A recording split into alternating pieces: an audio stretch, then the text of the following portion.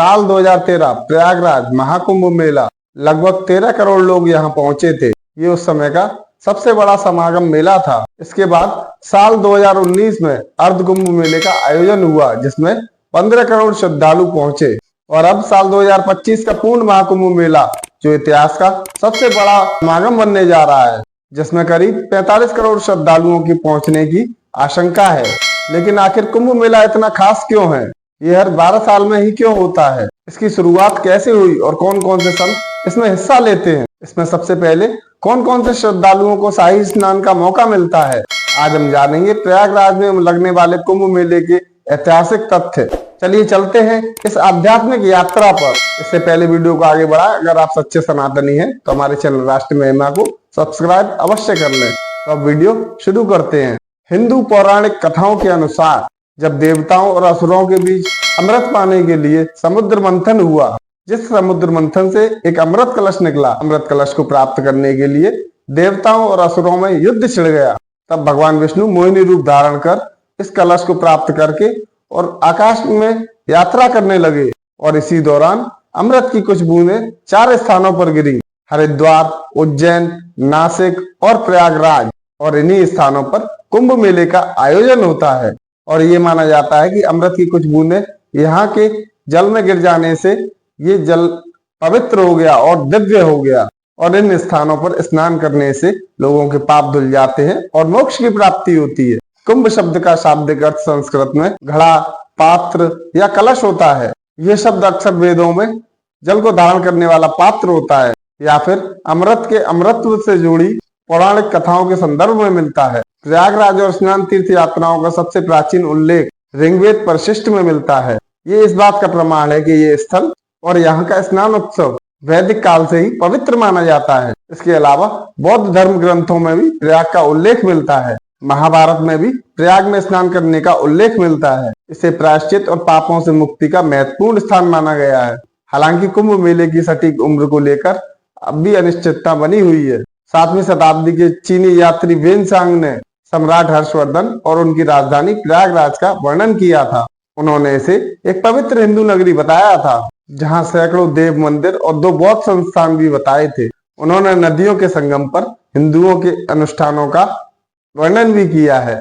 कुछ विद्वानों के अनुसार ये 644 ईस्वी में प्रयाग में आयोजित कुंभ मेले का सबसे पुराना ऐतिहासिक संदर्भ माना जाता है। प्रयाग के महत्व का वर्णन प्रयाग महात्म्य नामक पुस्तक में भी मिलता है, जो संभवतः प्रथम सहस्त्राब्दी ईस्वी के अंत में लिखे गए थे। लेकिन पुराण शैली के ग्रंथों में प्रयागराज को एक ऐसा स्थान बताया गया है जो श्रद्धालुओं, पुजारियों, व्यापारियों, भिक्षुकों और मार्गदर्शकों से भरा रहता था। संगम के किनारे का वातावरण तीर्थ यात्रियों के आवागमन से भरा रहता था। वहीं मत्स्य पुराण में प्रयाग और वहां के संगम की नदियों का वर्णन किया गया है। 16वीं शताब्दी में कवि तुलसीदास द्वारा रचित श्री रामचरितमानस में भी प्रयागराज का वर्णन किया गया है, जिसमें प्रयागराज का वार्षिक मेले का उल्लेख मिलता है। हरिद्वार कुंभ मेले का प्रारंभिक केंद्र। ऐसा माना जाता है कि हरिद्वार का कुंभ मेला ही कुंभ मेले का प्रारंभिक मेला था। इसका कारण यह है कि इसका आयोजन कुंभ राशि के ज्योतिषीय चक्र के आधार पर किया जाता है। इसके अतिरिक्त हरिद्वार कुंभ मेले का 12 वर्षीय चक्र प्राचीन ग्रंथों में बार बार उल्लेखित है।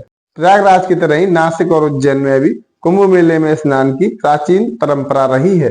हालांकि इन मेलों को प्राचीन काल में सिंहस्थ मेला कहा जाता था। उज्जैन का कुंभ मेला 18वीं शताब्दी में शुरू हुआ, जब मराठा शासक राणोजी शिंदे ने नासिक के सन्यासियों को उज्जैन में एक धार्मिक पर्व में भाग लेने के लिए आमंत्रित किया था।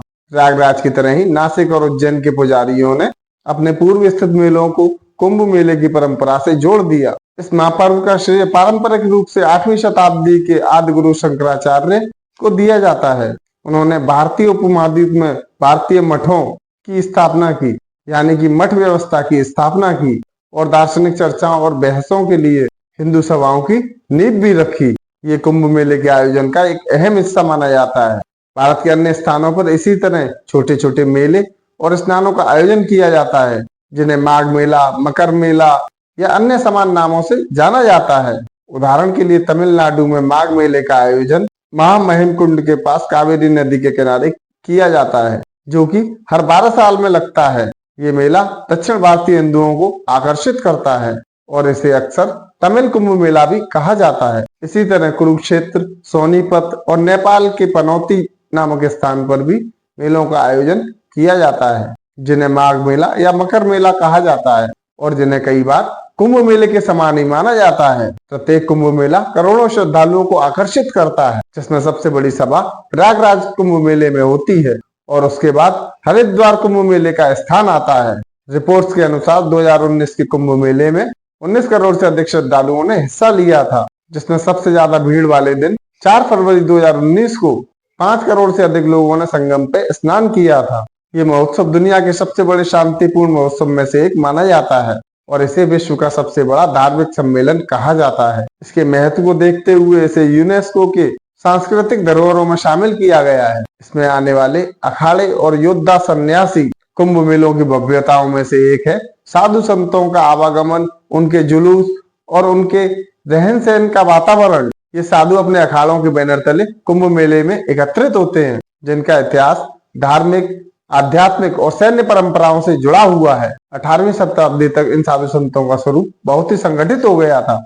ये साधु अखाड़ों में विभाजित हो गए हैं। वर्तमान में कुल 13 प्रमुख अखाड़े हैं, जिसमें से 10 हिंदू परंपरा से जुड़े हैं और 3 सिख परंपरा से जुड़े हुए हैं, जिसमें प्रत्येक अखाड़ों का ध्वज, चिन्ह और अपनी आचार संहिता होती है।